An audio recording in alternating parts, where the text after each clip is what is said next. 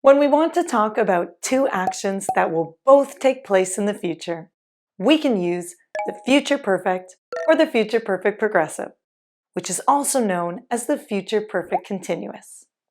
Do you know the difference between these two tenses? Let's find out. Ellie. To compare the future perfect and future perfect progressive, we'll start with a look at the form and function of these tenses. We'll also see some common time markers. Then we'll see some examples and wrap it up with some practice to see how much you've learned. Let's start with how we form the future perfect and future perfect progressive in English. We form the future perfect tense by using the modal will, the auxiliary verb have, and the past participle form of the verb.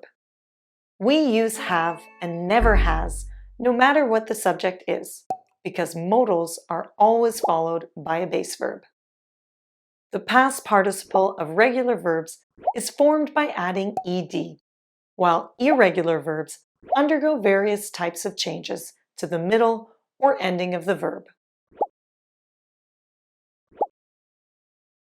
To form the future perfect progressive, we use the pattern will plus have plus been plus an ing verb, which is also known as the present participle.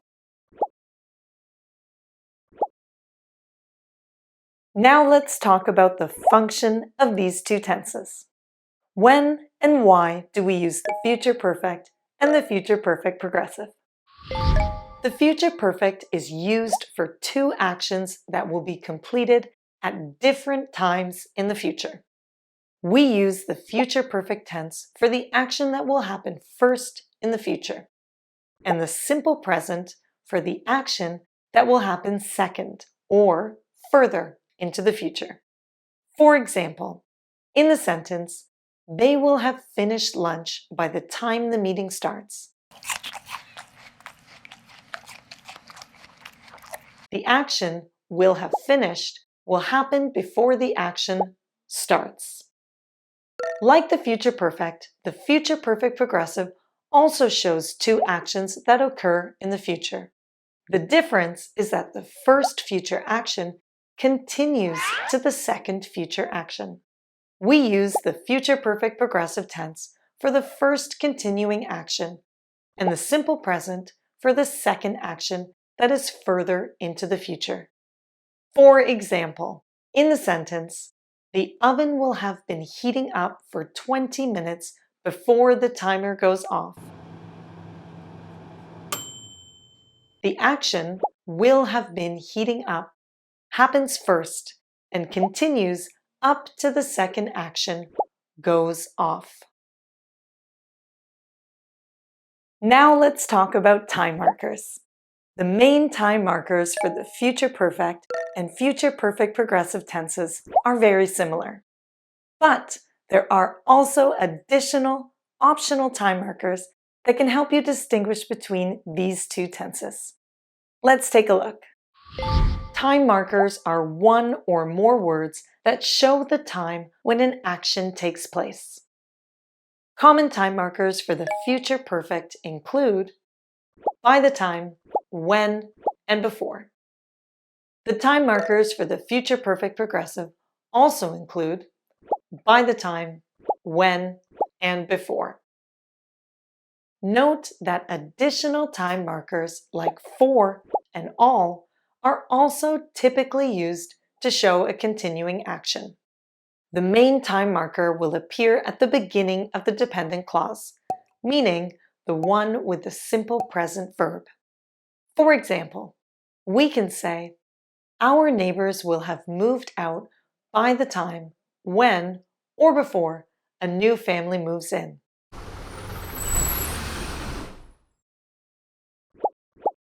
The same thing is true for the future perfect progressive. For example, we can say, the children will have been playing outside all afternoon by the time, when, or before their parents tell them to come inside.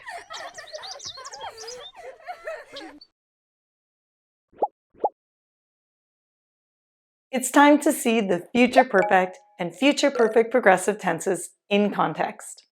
Let's look at some examples. The sun will have set before the patio lights come on. The action that will happen first is the sun setting. So that gets the future perfect form, will have set. The second action is the patio lights coming on. Remember that the action that's further in the future takes the simple present form. You can also start the sentence with the dependent clause that contains the simple present verb. But don't forget that you'll need a comma. These two sentences have the exact same meaning. Before the patio lights come on, the sun will have set. The team will have been warming up for an hour by the time the game starts. The first action is the future perfect progressive action, will have been warming up, and it will continue up until the second action starts, which takes the simple present form. Like with a future perfect sentence, you can also start a future perfect progressive sentence with the dependent clause that contains the simple present verb. By the time the game starts, the team will have been warming up for an hour. Let's look at one more set of examples. Will you have finished packing when the taxi arrives? A future perfect question always starts with the modal will and is followed by a subject, then have, then a past participle form. As usual, you can switch the order of the clauses without changing the meaning and start the question with the dependent clause. When the taxi arrives, will you have finished packing? It will not have been snowing for very long by the time she heads to work. A negative future perfect progressive sentence is formed with will plus not plus have plus been plus an ing verb. It's also very common to see the contraction won't instead of will not. And again, you can switch the order of these clauses so that the dependent clause is first in the sentence. By the time she heads to work, it won't have been snowing for very long. Okay, are you ready for some practice? Say or write the future perfect or the future perfect progressive verb form. Think about the meaning and look for additional time markers to help you choose the best option. Look at the verb in parentheses. Which tense do you need? The future perfect or the future perfect progressive? The answer is, by the time the drinks are served, the ice will have melted. The first action, the ice melting, will happen before the second action of the drinks being served. So we need the future perfect tense for the first action. Ready for another one?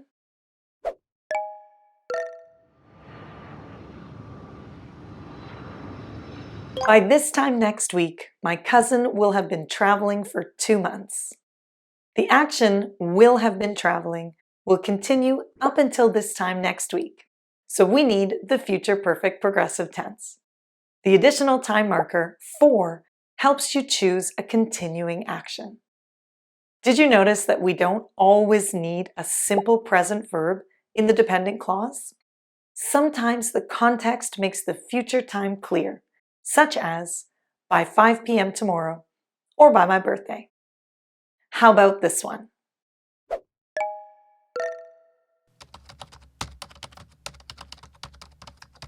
Will you have completed the project before it's due?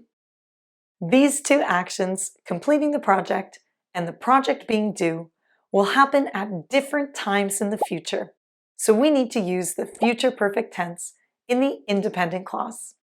Let's try another one.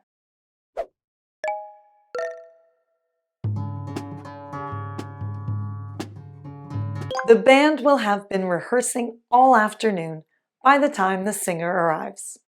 You got it. The additional time marker all helps you recognize that this is a continuous action. Here's the last one.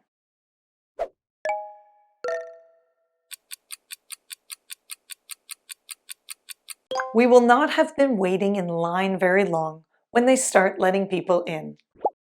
The negative adverb not follows the modal will. Don't forget that it's common to contract this to won't. Great job!